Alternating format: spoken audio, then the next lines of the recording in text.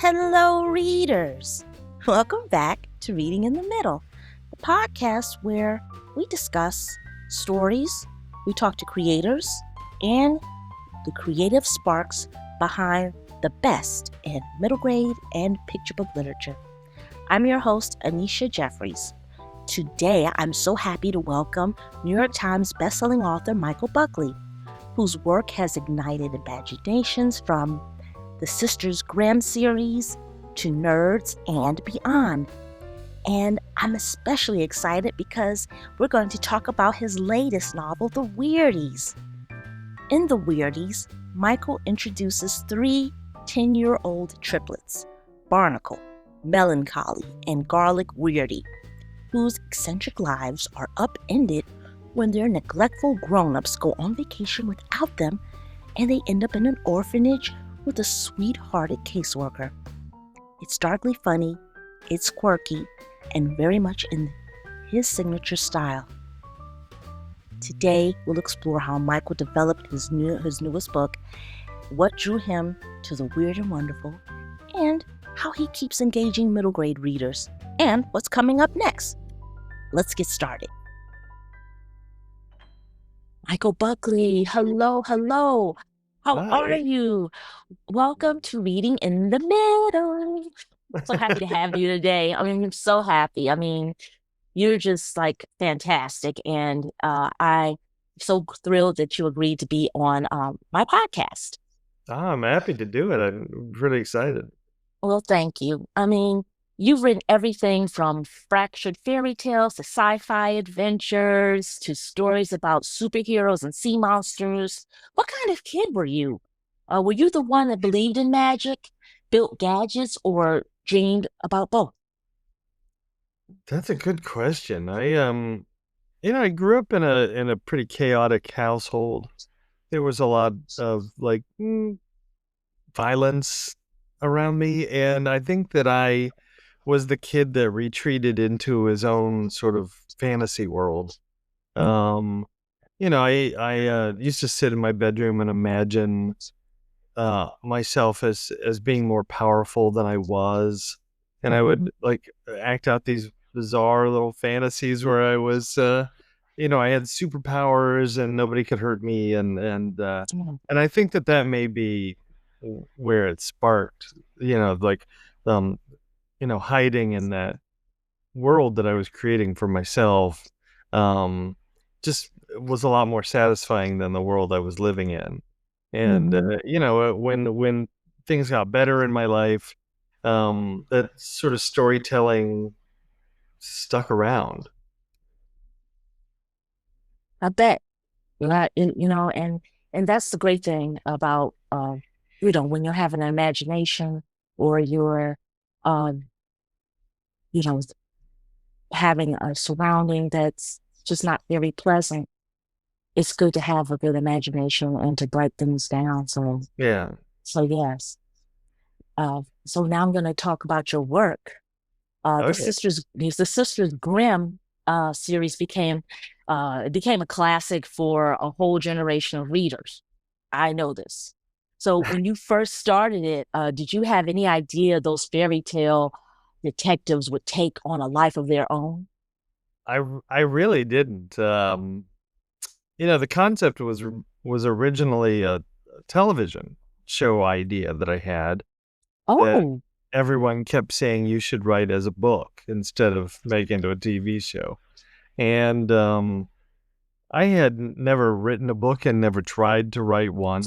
And but the idea was just like banging on the door in my head. And so when I sat down to do it, it really just kind of spilled out. It was fully ready. Um, but I didn't know much about children's book publishing or book publishing at all. And, I got very lucky and found a publisher that wanted to print it. And, but I didn't think anybody would buy it. I just, when you go into a bookstore, there's so many books. I mean, it's like almost too many books sometimes. And I was just like, nobody's going to find this, the publisher that I went with, Abrams at the time, had just launched their children's imprint, so I was just thrilled that somebody was going to publish it, but I didn't think it was going to turn into what it did. No, not at all. No, Not at all. no, I didn't have any suspicion about it. I had, high hopes, but Hmm. I just figured it would come out and, and people would buy maybe a copy or two, and then that would be the end of it. Yeah. And that would be that. And like, oh, goodbye. Yeah, I'm like moving on to the next get rich quick scheme. Yeah. Oh, but what was that? What was that spark that made you first say, "I want to write for kids"? It's I always grew up really respecting, children's entertainment. I mean, I grew up in the generation of Sesame Street and the Great Space Coaster and the Electric Company, and those shows had big influences on me. Fraggle Rock was a huge thing, and I just I kind of daydreamed about working for Sesame Street when I was a little boy. I was like, wouldn't that be just the best job in the world? I still And do. yeah. Yeah, and the funny thing is I got to have a meeting with them a couple months ago, and I got to go to the warehouse where they make the puppets and they work on them and doctor them, and it was, I mean, it brought tears to my eyes. I couldn't believe it. I like they were doing an episode where Ernie became a beekeeper, and they were making him a beekeeping suit, and my grandfather was a beekeeper, so Mm. I knew what they were making for him, and I got teary eyed. I'm like, I can't believe I'm around this. But yeah, I mean, those kind of programs and also like books that that a librarian kind of shoved down my throat at the time, because I wasn't much of a reader when I was little. Mhm. Was like the Mouse and the Motorcycle, and Oh, yes. which I think is the one of the more important books in my life. Um, and Frog and Toad are friends. Is just honestly, I think that's the greatest children's book ever written. Um, and those kind of things were around, and I would, as I was growing up, not really knowing what I wanted to do. Um, Hmm. that idea kind of came back to me over and over and over, but I never ever thought I should write children's books. I have ADHD. I didn't think I was even capable of it. So I mean, the writers seemed like really, really smart people and super organized, and and I didn't feel I was either of those. So, um, when it happened, it was a surprise to me. Um, Hmm. but it's almost like, when you've done like 1,000-piece jigsaw puzzle, and the last piece clicks in, and then it all makes sense. Um, And that's really how it felt. I'm like, "Oh, yeah, this is what I'm supposed to do." And luckily, I've been able to do it now for 20 years, and hopefully, you know, a few more. So, Yes, and the thing is that your newest book, The Weirdies, oh, it hey, I sounds just happen delicious. to have one. Look, That. right there. Look at that. Yes, yes, Yeah. look at that. Oh, it's just sounds deliciously odd. And It I is. just love that, the weirdies, What inspired this story and what kind of weird can readers expect? Well, it's a little bit of a long story, so I'll try to condense it. I mean, mainly when COVID came, I put out a series of books called the Finiverse. There were three of them, and COVID just destroyed them. They're like the day the first one came out, they shut the country down. Bookstores were closed. Nobody knew anything about this series, and I loved it. I mean, I got a starred review. It was people who read it loved it, but it was bad, and I didn't know if there was still room for me in publishing.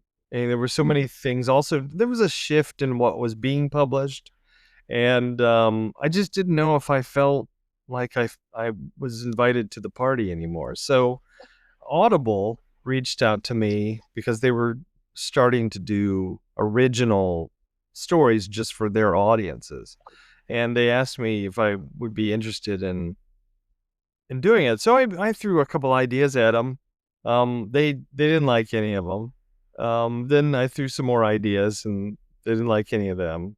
And finally, I think I got irritated, and I had this weird little story that I had written just for myself, basically. And I said, okay, you're not gonna want this, but it's all I got. So let's just wash our hands of this silly little experiment we're doing, and tell me you hate it, and we can all move on. And then, of course, like so many of the things I've done in my career, that's the one they loved. And uh, I wrote up the story. It was short, 14,000 words, like barely anything. I think I wrote it in 2 weeks, and and then they started asking me who I wanted to narrate it, which nobody ever asks you that in publishing. They don't care what you think. And they were like, think big. And so like my big is different than other people's bigs. I get excited about, people like Gilbert Godfrey or someone like that.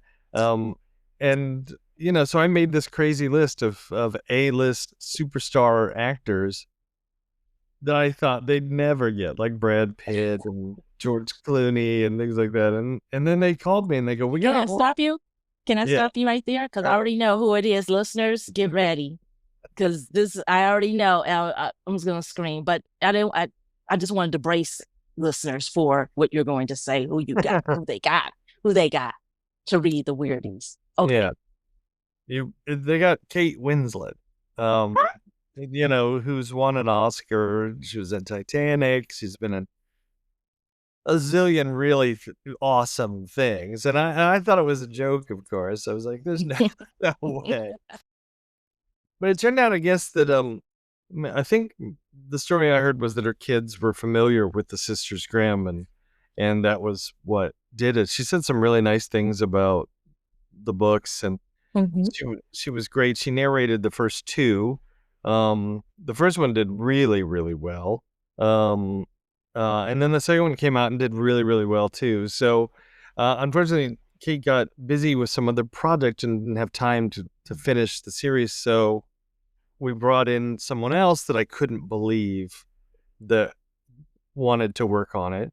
And that was Helena Bonham Carter, who read 3 and 4. And 4 just came out actually a couple of weeks ago. It's available now. So it's it just kind of snowballed and got bigger, and Audible was kind enough to let me have the publishing rights to it. So we took it to Little Brown, and my editor Andrew Colvin over there, who actually worked with me at Abrams in the beginning of my career, came on and to edit it, and I think we made something really funny. It's very bizarre. It's about three children who are raised in a house full of criminals and con artists and just terrible human beings. And when their parents take everybody on a cruise and leave the children behind, the cruise sinks, everybody dies, and the children are orphaned. And they're sent to an orphanage and put in care of this very sweet, very kind, almost like 50s housewife type woman named Miss Emily, who tries to adopt them to anyone who'll have them. But the kids are so strange and creepy sometimes that nobody's interested. So she winds up adopting them herself, and tries to make a family out of a group of children who don't trust her or each other or the world at large, who are prone to forming cults and committing crimes, and but what the kids really want is to be loved, even though they're not exactly sure what that means. And that's really the story. It's about can you let your guard down long enough to let somebody care about you? And that's really what what we're all doing in some Right. ways. So the kid, that's what the kids do, or they try to. We'll just say that. They give it their best shot, that's for sure. That's true. And, you have, I wanted to know because, and this is a side question, you Mhm. co-wrote Lenny the Lobster Can't Stay for Dinner with your son, Finn. Right. What was it like to write a story together? Was it more of like a family project or a creative showdown? Yeah, I remember when it happened, we had bought a house up in the and not the fancy part of the Hamptons, but a house in the Hamptons. Sounds very, very chic, but it really wasn't. And I think I was waiting on a contractor to come by, and I had him by myself. And one of the things he loved to do when he was really little was make tiny little books. And I said, okay, why don't you write the story, and I'll draw the pictures. And Mm. and it was called Lenny the Lobster Can't Stay for Dinner, and it was about a lobster who's invited to a fancy dinner party and discovers he's the dinner. And and then you get to choose whether Lenny stays or goes. And I thought it was so funny. So I videotaped myself reading it and showing everybody the pictures, and I put it on Facebook just as a goof.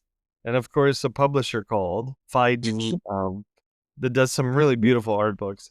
Said, we want to publish that. I said, well, my kid is 7. I don't know if and he wrote it, and I really felt like, I wanted him to have a legitimate writing experience. I didn't want it to be pure nepotism. Like he was going to do the work. And I just wasn't sure that he was able to take notes, make edits, that kind of stuff. And that's part of being a writer. So Mm-hmm. I put it off for a couple years. And then, but the thing is, they kept at it. Every couple months, they would call me and say, hey, is he old enough? And finally, when he was 9, um, I I said, yeah, let's do it. And this is my favorite story of my son, who's now 17 and in college. Um, he was 9 years old. We went to Fiden's s- house in Manhattan, and the editor came out as well as the art director, and we got into this big glass office with fancy chairs, and Finn's chair spun around, and he sat in that chair, and of course, as a 9-year-old boy would, just during the meeting when they're telling him all the things they're going to do and all the marketing and their big ideas for this, he's just spinning and spinning and spinning. And then at some point he stops and he goes, I really think this should be a 2-book deal. And and that should tell you a little bit about what kind of parents he has. Uh, his mother is a literary agent. And as a 9-year-old boy, he negotiated himself into a 2-book deal with Fiden, and I've never been more proud of him. Um, just the cleverness and the assertiveness, Yes. and he was definitely using all the cuteness. Um, and now he goes to Vassar, and he's still very interested in writing, Oh, and good. yeah, we'll see where it goes, but in many ways, Finn is a much better writer than I am. I'm not just saying that as a proud father. It actually is true. I mean, I read some things he writes, and I'm like, oh man, kid, you're light years ahead of me already. So yeah, but That's it was wonderful. fun. I mean, Finn took the edits from the editor. He made the changes. Uh, Mm-hmm. yeah, it was a legitimate writing experience as much as a 9-year-old boy can have. Yes, listeners, I would suggest getting that book. I saw that and I was like, oh my gosh, this is great. This is wonderful. So I had to ask about that. So thank you. Yeah. Yeah, Uh, it's really fun, and the illustrations are gorgeous, mhm. um, and we're really happy with it. Yeah. Now, do your family or friends ever end up as characters in disguise in your books? Absolutely, all the time. And, yeah, that's that's one of the unfortunate side effects of this job is, you wake up one day and you've written, 200 pages about, the person who lives next door to you. Um, yeah, I have to be careful about it because my real life does slip into the stories quite a bit, even though the stories sometimes have giants and children con artists in them. They're definitely pulled right out of my life. Um, and I would say, like people have often asked me, like, what are you ever going to write a memoir about yourself? I'm like, I've been doing that the whole time. If you read these books, you probably know enough more about me than maybe even I know about myself. Hmm. All the characters are a little bit me, but they're also about people I love, and then sometimes they're about people I don't like at all. So it's that's the that's the one thing I always tell people. It's like be nice to everybody because you never know who's going to write you into their novel, and That's right. that's very much the truth. I do it all the time. Now, your stories, they leap across genres. How do you decide what kind of world you want to build next? It's funny. I'm not exactly sure I have a philosophy about it. It's that the ADHD is challenging because it's hard to stay organized, of course, and focused, and but the upside of it is that I have an insane imagination. Hmm. So I get an idea for a book or a TV show or a movie or a song every single day. Um, the challenge is figuring out which ones to do and what amount of time I have. Um, so I think I have always stuck with the strategy of just listening to the one that's shouting the loudest. Mm. Um, sometimes I get excited about something and I can tear off, 100 pages of it, and then I'm just like, you know what? There's something else screaming even louder. Um, so yeah, it's difficult to exactly explain why that happens like that, but Hmm. it it's more of just like, will this make me laugh? Will this make the people I love laugh? Yeah. Um, you know, is there an audience for this? Have I seen it before? Hmm.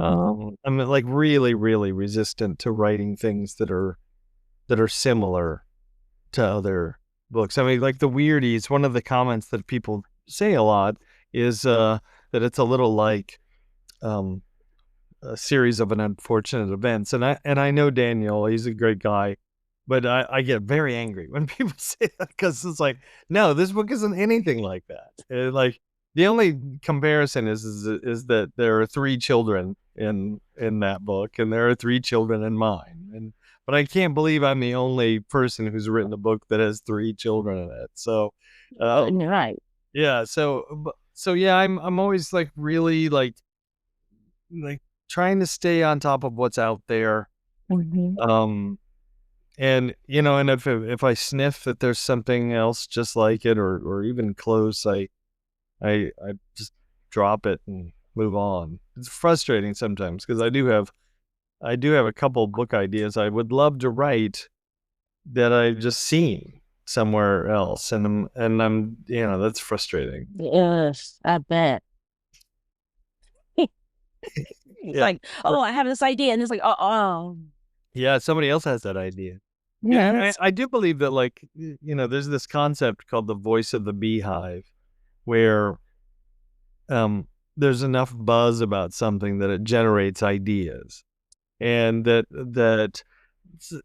particular people can tune into that buzz and find the Hmm. exact same idea. Hmm.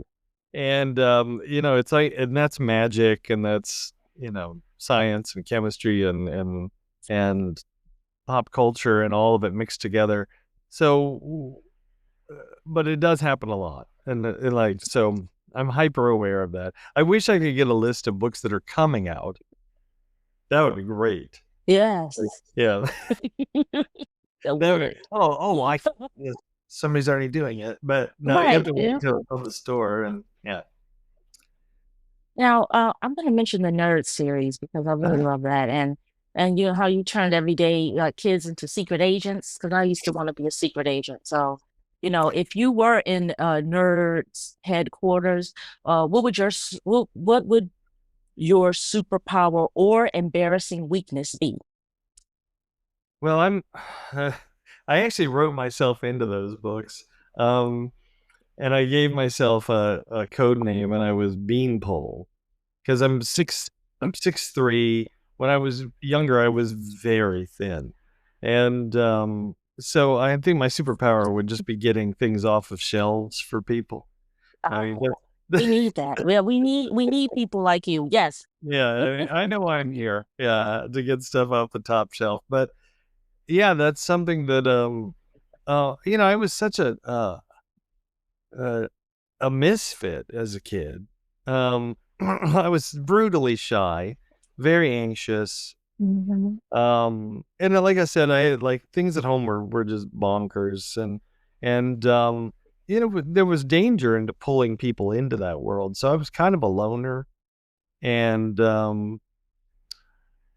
and it took me a long time to like sort of overcome all that. I'm not even sure I actually have 100%, but I yeah, I was a bit of a quiet, got my head down, just trying to get through the day kind of thing. And so I think that I would have my superpower would have to be something about, you know, being in the shadows maybe. Mm.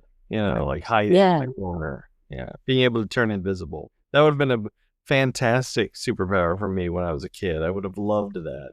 Just Yes. like just vanish. Yeah. And so like your stories, many of your stories empower kids who feel different.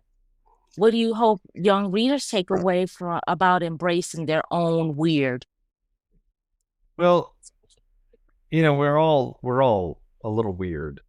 And it's funny when you're a kid, even all the way up into high school, you spend so much time and energy trying to hide that. Yes. Yeah, like just so you can fit in and that the cool kids will like you and you'll get to go to the right party and blah, blah, blah. And even harder now for kids because they have to put it all online. I mean, like Ugh. every kid in the world is turned into a marketing expert on themselves. I'm so grateful that we didn't have social media when I was a kid. Me So too. grateful that that stuff is not out there. Um, I mean, it wasn't all terrible. Like a lot of it was real joy. I'm also glad that nobody can see that. I'm glad there are things in the world that are just for me. Hmm. Um, but getting back to what you were saying, um, because I spent so much time trying to be cool, I missed the truth about the world that no adult ever tells you, but I wish they would, is that the weird stuff is the thing that people will fall in love with. Like the weird thing will be the thing that will make you money, will probably make you happy, will Hmm. lure someone into wanting to be your partner. Like those weird, bizarre, nerdy things about you are really gifts. And when you get old enough to appreciate them and exploit them, and those are the things that are gonna make you happy. And I wish that when I was an adult or when I was a kid, that some grown up would have stopped me and said, "Hey, buddy, your day in the sun is coming. Yeah, like the sun is gonna Yeah. shine on you bright, and it's going to illuminate all this bizarre stuff about you, and everybody will celebrate it." And that's something I think kids need to understand. It's like this is a big weird world, and you fit into it perfectly, Oh, and you're yes. gonna be fine. You know, but nobody tells you that. You No, have they to don't. learn it. They don't. Yeah. So yeah, that's why I would say that's a theme in a lot of the stuff I write. Hmm. These odd little quirks about you are really going to be the thing that makes you shine. and embrace those quirks. Yeah. I agree. Thank you. I love You that. gotta love that. There's nobody weird like you. No. Yeah. One of a kind, young people. You're one of a kind. Absolutely. There's a beauty into being completely original. Isn't it? Isn't Yeah. it? I agree. Yes. Uh-oh. Guess what, Michael? Uh-oh, what? It's time for our lightning round. Are you ready? Oh no. Okay. Yep. I added some sound effects.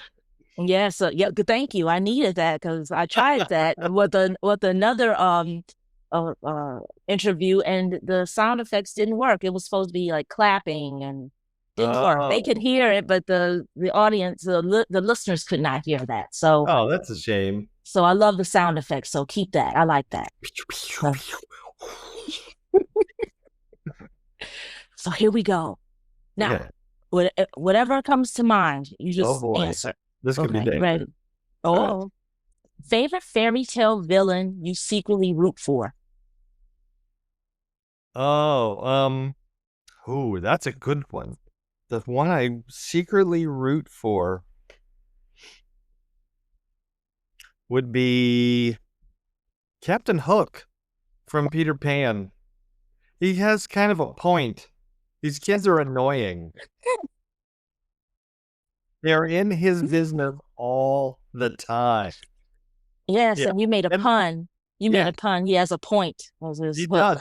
Yeah, and let's not forget, an alligator bit off his hand. Like, let's give the guy some grace. Of course he's going to have some anger issues. Coffee, tea, or something from the intergalactic lunchbox? Ooh. I would love, one of the things I do when I go on a book tour is I always find the store that sells the weird soda. Every city has a weird regional soda pop. And I love trying them. And some of them are weird. I mean, some of them are like, oh, I don't want it, like pickle, like ketchup soda pop. So I think that the lunchbox would allow me to try soda pop from other worlds. Like, I'd like to taste Coca-Cola from another country or another world. So yeah, I think that's what I would do. I'm drinking coffee today, but it's sort of like forcing myself. I never acquired the taste. So yeah, give me a Coke Zero any day. Yeah, very good. Now, the weirdest thing you've ever eaten or written about? Well, my grandparents lived on a farm in West Virginia, and I spent a lot of summers with them. And my grandfather was a kind of a live off the land type. Like I said earlier, he was a beekeeper. He was also an avid hunter and a fisherman, but he didn't do it for the joy of those things. He did them to feed us, and he wasn't exactly picky about what he brought home. So there were lots of things I ate as a child that would startle people. Rattlesnake, possum, squirrel, groundhog. We ate a lot of groundhog. Tastes like chicken? No, it's like a kind of a greasy, beefy thing. Yeah, I do remember liking it. I mean, yeah, I remember thinking, oh, this is good. All kinds of weird fish. She didn't have any particular taste. Whatever came out of the river, we ate it. And it wasn't that they were poor. It was just that he grew up that way, and that's just how he did it. He had, like I said, he had a small farm, and they raised bees, and they took care of themselves. I mean, they didn't have to go into town to the store very often, and so yeah, I ate all kinds of things. Whatever made the dumb mistake of coming in onto the property a lot of times. To their peril. I do remember during my grandfather sitting, I don't know if this is appropriate, but he was sitting he had a big lazy boy chair, and there was always a rifle nearby. It's just that kind of house that we lived in. And he looked out the window, saw something, opened the window just a crack, stuck the rifle out, and fired. and then closed the window, put the rifle back, got on the phone and called his nephew and said, "I just killed a deer. Can you come and help me bring it into the garage?" I mean, that's just how bizarre this childhood was. I mean, did you have it for dinner? I mean, Well, I'm not sure. We didn't have it that night, but I'm sure we had it, right? later. We ate a lot of venison. Hmm. Yes, and I'm glad you said that because my grandfather, he had went hunting many years ago when I was a kid, and he brought venison home, and he made a stew, and I was eating it, and he was like, "Yeah, I tried this venison." I'm like, "Oh, this is great," but then when he Yeah. told me it was deer, I was like, "I didn't eat You're eating Bambi. It's terrible. Yeah. it," but it was Yeah. good. So, We had stew, we had steaks, we had chili. hmm, It was a yeah. pretty common thing in our house, yeah. Let me see. Oh, the last book that made you laugh out loud. Whew, that's a good question. Um, it was probably an adult book. Okay. I don't read a lot of kids' books when I'm writing kids' books. I try to read, I flip it. Hmm. I just read this thing called Dungeon Crawler Carl. Everybody's talking about it. It's the first in the series, and it's about sort of the end of the world. Aliens have destroyed the planet, and there's only so many human beings left, and they're put into this televised dungeon where they have to fight monsters, and there's an audience, and they win. It's a little bit like a video game, so there are loot boxes, and there's they can level up their experience and things like that, and but it is funny. He's got this he had a girlfriend who just dumped him before it happened, and she hadn't come to pick up the cat, and the cat winds up coming, and the dungeon sees the cat as just another contestant and levels it up so that it can talk.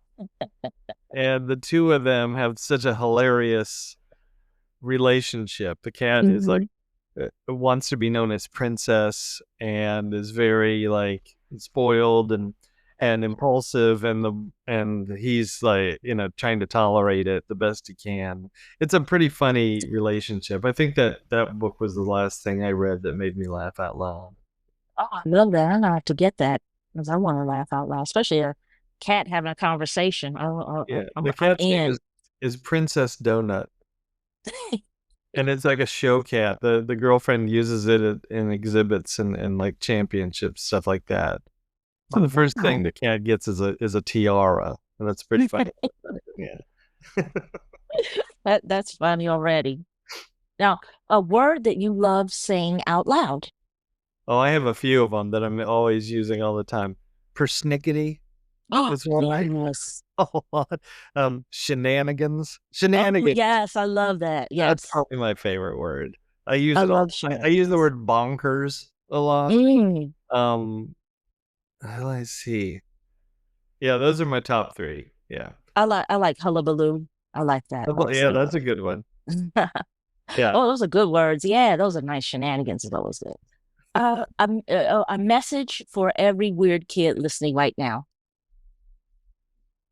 Well, I think to go through what we said earlier a little bit more. I mean, you have to embrace this unusual nature of yourself.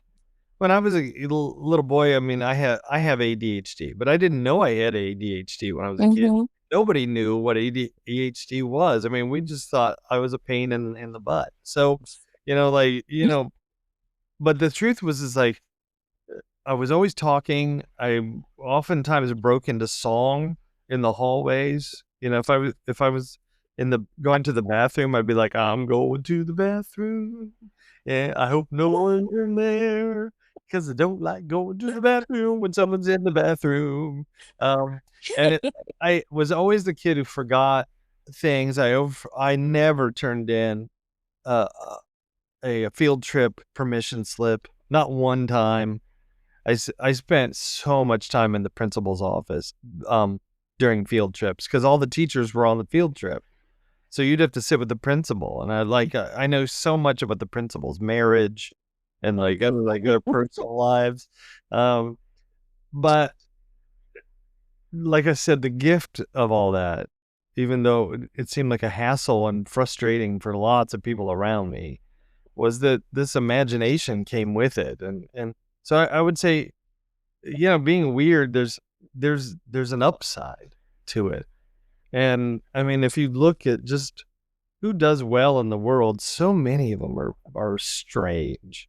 I mean, I was just thinking about the people that were super famous when I was a kid, and any kids watching this are not gonna get this.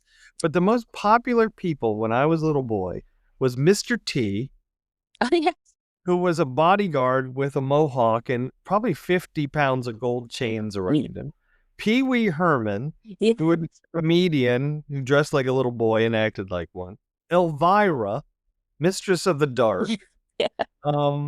Richard Simmons, Yeah. who was a tiny little fitness instructor. I'm like, these were major stars Yeah. of the 80s. Hulk Hogan. Mm-hmm. Like these are bizarre. The Macho Man Randy Savage, these were very bizarre people. And They were. They were. and they stayed true to themselves, and they and it took them to like fabulous places. And I think that if you can stick with who you are, get comfortable in your skin, which is some of the hardest things that any of us have to do. But if you can manage to find the joy in your weirdness, that joy will come back to you a millionfold.